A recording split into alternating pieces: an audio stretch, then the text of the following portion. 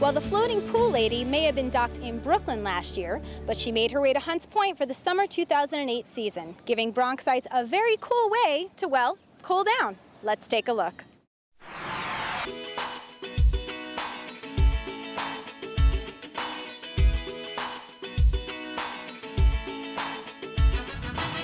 Welcome to Barretto Point Park.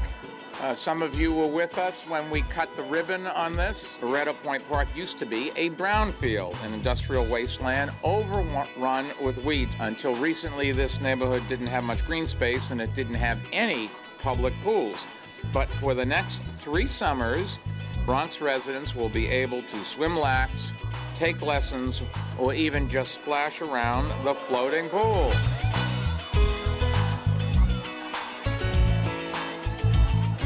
Well, this floating pool really completes the environmental revival of this community. This Hunts Point community had no parks, had no recreation center, had no pool, and the community got active, they got involved, and they said, we need the things that other communities have. So we've opened 2 beautiful parks, Barretto Point Park here that we're moored off of, Hunts Point Riverside Park. Back in the Giuliani administration, they opened a new recreation center here in Hunts Point, and the pool really makes it complete. Today's opening day. All 54 of the outdoor pools open. They're going to be open 7 days a week from 11 to 7 from now through Labor Day. And they're all free.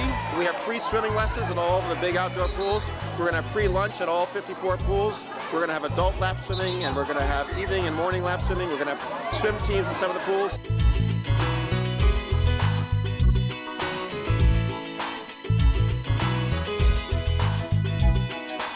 Pretty cool to have it because like I could come here every day in the summer and stay out of trouble, so pretty good. Yeah, I think everybody's happy. Even though the pool's a little cold, but at least they're having fun. I think it was great because, you know, Mayor Bloomer came in and jumped in. I think that was a good way to get people rounded up and stuff.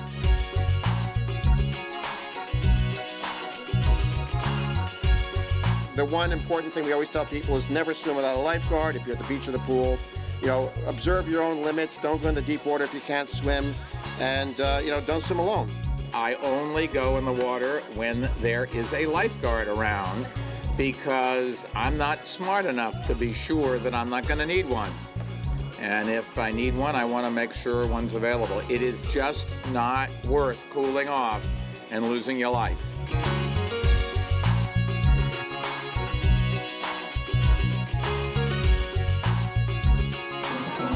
Well, it brings a lot of people to the community. I mean, we have kids like pools, and everybody likes pools, so it's cool. Yeah, because it brings people back into like a neighborhood. Like people never come over here, but this park brought people back together and stuff. It's something that the community could unite in. Like everybody could come to the pool and hang out. And it's a beautiful park. There's a lot to do.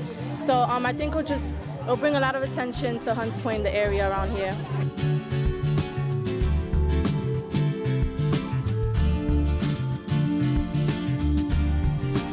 The MTA is running a shuttle bus from the 2 nearby subway lines, so that it'll be easy to get here.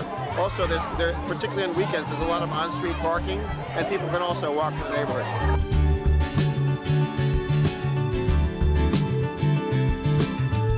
It's a long story. It starts with a woman named Ann Buttenwieser who had the idea of bringing back floating swimming pools, but instead of using river water, having actual chlorinated water that comes from the city's water system. She raised money through something called the Neptune Foundation. She bought and paid for the pool.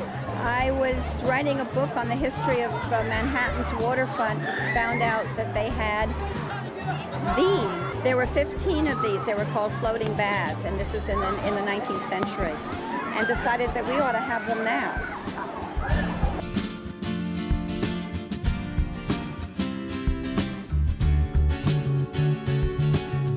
Neptune Foundation donated it to the Parks Department. Parks has a permit for 3 years, and that's renewable for 12 years, so I think it's got a good future.